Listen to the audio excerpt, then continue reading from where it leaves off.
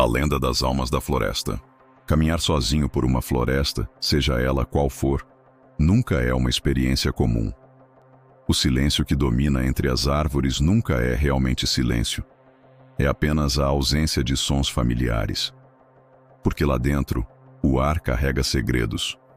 O vento não sopra simplesmente. Ele sussurra. As folhas não se movem apenas por causa da brisa.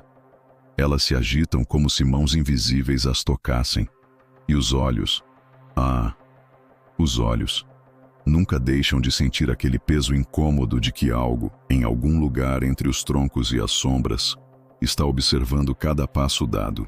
Muitos acreditam que esse sentimento é apenas o instinto humano reagindo ao desconhecido.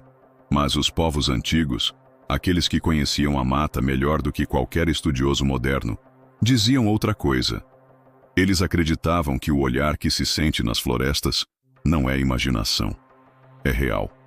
É o olhar das almas que vagam presas na mata, espíritos de homens e mulheres que se perderam ou morreram entre árvores milenares e que agora espreitam silenciosamente, esperando apenas um deslize para arrastar consigo quem ousar caminhar além do permitido. Essas histórias ecoam em várias partes do mundo. No Japão, a Aokigahara, aos pés do Monte Fuji, é chamada de Floresta do Suicídio. Lá, dizem que os que se vão não descansam. Suas almas ficam presas às raízes, chamando os vivos com vozes suaves, atraindo-os para o mesmo destino.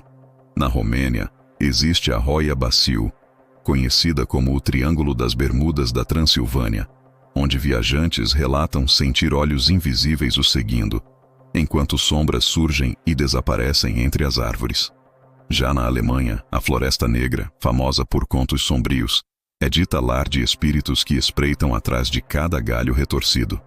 E mesmo aqui, nas vastidões da Amazônia, os povos indígenas falam do Curupira e das sombras sem corpo, entidades que não apenas observam, mas perseguem aqueles que desrespeitam a mata. Mas existe uma lenda mais antiga, sussurrada de geração em geração, que une todas essas florestas sob um único destino. Diz-se que cada bosque, cada mata profunda, é um portal para o mesmo lugar, o reino dos que não descansaram. Quem entra ali sente os olhares, porque eles são reais. São olhos que não piscam, são olhos que não pertencem mais à carne. E os que caminham sozinhos à noite podem testemunhar o que jamais deveria ser visto. Imagine, você avança pela mata e, a cada passo, o vento se cala, o canto dos pássaros some, nem os insetos ousam fazer barulho. Há apenas o som da sua respiração, cada vez mais pesada, e o farfalhar leve das folhas. Você tenta convencer a si mesmo de que é apenas imaginação, mas então nota algo. O silêncio não é vazio, ele é cheio de presenças. Algo se move na beira do seu olhar, mas quando você vira a cabeça, não há nada. Ainda assim, a sensação é inconfundível. Há figuras entre as árvores. Não figuras sólidas, mas vultos cinzentos, formas que parecem humanas e que, a cada vez que você desvia os olhos, se aproximam um pouco mais. Alguns relatam ver mãos pálidas surgindo entre galhos, como se tentassem agarrar o ar. Outros descrevem sussurros em línguas que não conhecem, chamando seus nomes. E há quem diga que, se você parar para ouvir com atenção, conseguirá distinguir cada voz. Mães que perderam seus filhos, guerreiros que morreram sem honra, crianças que nunca foram enterradas. Essas almas não caminham ao acaso. Elas esperam. Esperam o momento em que você se distraia, em que seu pé escorregue em uma pedra ou em que sua respiração se acelere de pavor.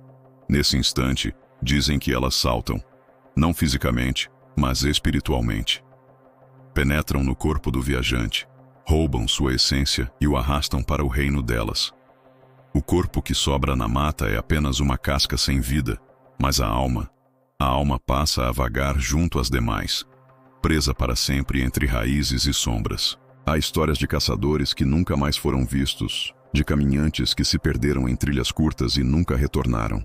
E quando, anos depois, alguém encontra seus restos, estes estão estranhamente intactos, como se o tempo tivesse medo de tocá-los. Na floresta de Aokigahara, guias locais contam que muitas vezes encontram barracas montadas sem ninguém dentro, fogueiras acesas sem dono, cadernos com mensagens de desespero, mas nenhuma explicação do que aconteceu com as pessoas. Na Roya Baciu, turistas relatam sentir câmeras pararem de funcionar de repente, como se algo invisível drenasse sua energia, enquanto eles juram que havia alguém atrás deles. Mas a pergunta que ecoa em todas essas histórias é: por que as almas permanecem presas? Alguns acreditam que é por causa de mortes violentas. Outros dizem que a floresta em si é um ser vivo e que mantém consigo aqueles que morrem em seu domínio, nutrindo-se de suas essências. E há ainda quem acredite que são os vivos que alimentam essas presenças. Cada medo, cada arrepio, cada passo vacilante é como uma oferenda às sombras. E talvez seja por isso que, em toda cultura, exista a recomendação ancestral: nunca caminhe sozinho na mata à noite. Não porque possa se perder, não porque animais selvagens possam atacá-lo, mas porque há olhos que não fecham nunca. Olhos que aguardam pacientemente o momento em que você esquecerá que não está sozinho. Se um dia você sentir esse arrepio na nuca, essa sensação de que algo o segue entre árvores silenciosas, não olhe para trás, porque se olhar, corre o risco de enxergar o impossível.